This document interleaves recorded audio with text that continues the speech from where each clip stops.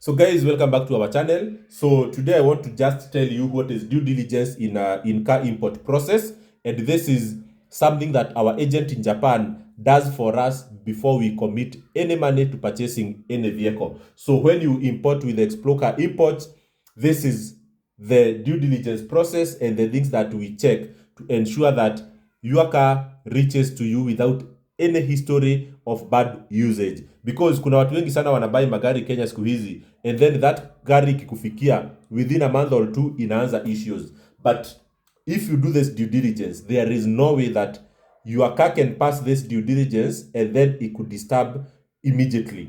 Sawa, maybe it could disturb after some time, because it depend pia na vile utatumia, ina depend na kwenye unawekanga mafuta, ina depend kama unapeanga watu wengine. But atigari ikusumbua after 6 months, 8 months, there is no car that yenye imefanywa due diligence yenye inaweza kusumbua after this after a short time. So the first thing that we always check inakuanga mileage verification. Okay, I hope you are able to read. The first thing is mileage verification. So we always get a curve to show that there is a progressive increase in mileage from 0, let's say, until the current mileage. Let's say it is at 90k.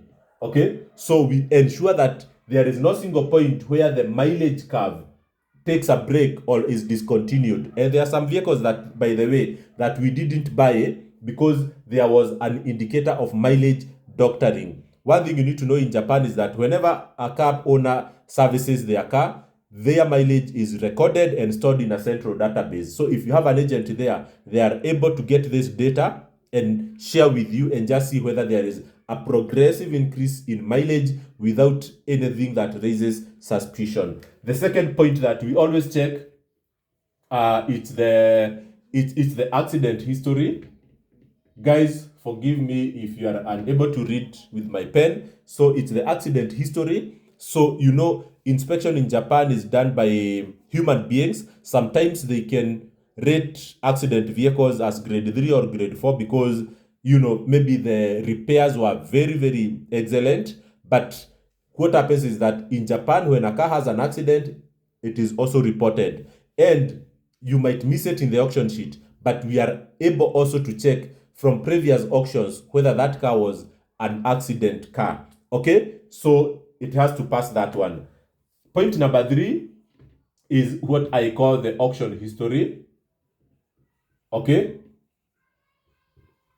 so we don't want to buy a car that is in and out of auction every other month, because our question would be always, why is this car in auction every 3 months, every 4 months?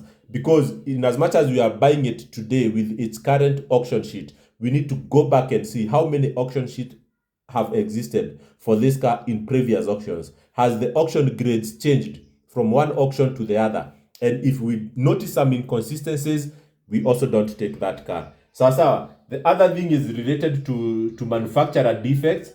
It's what we call recall. Okay, we need to see, does this car, was it affected at some point by a manufacturer's recall?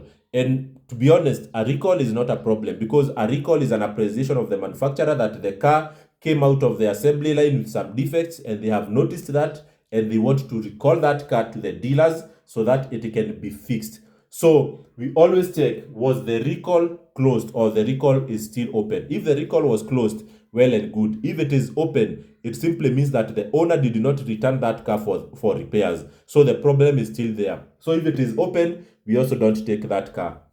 The other thing that we always do is check on the flooding history. Okay? So as you can imagine, right now as we speak, there is a big earthquake in Japan. Okay? A lot of cars will be submerged underwater because water is, you know, the earthquake also happened in some coastal towns, and there was overflow of water in the inland area. So we always check whether that car had ever been affected by floods and the case reported. So the other thing is it goes together with flood, and it is hail.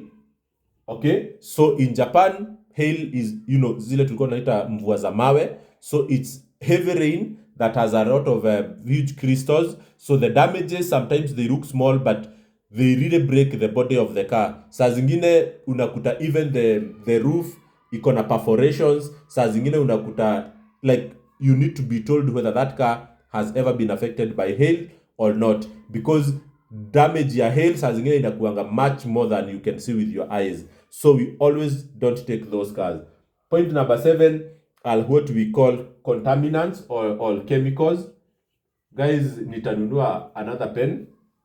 Okay, chemicals. So you want to know whether that car was transporting materials that are hazardous, that are carcinogenic, that can cause cancer, those kind of stuff, and in which area that car was being used. Because in Japan, it is very clear that cars used in certain areas disintegrate faster, they carry hazardous material contamination as compared to cars used in other different areas. So we are able to get that information for you as well. And then point number 8 is the usage. Okay, so at the usage, it will be public or private. Okay, so we are able to double check, was that car used for public or private means, and then you buy with that knowledge. Because saa zingine unakutaga gari iko Japan, ni ya 2022 year of manufacture, but mileage ishafika to 50,000. You ask yourself, was this for a company car, was it a private car, or was it a taxi? So those things we always check for our people. So our number is here. If you want to reach out to us, you can always reach out to us and you will not regret. Sawa, we look forward to bringing you more videos as we wait for more cars to arrive in the coming days. Cheers guys, and bye bye.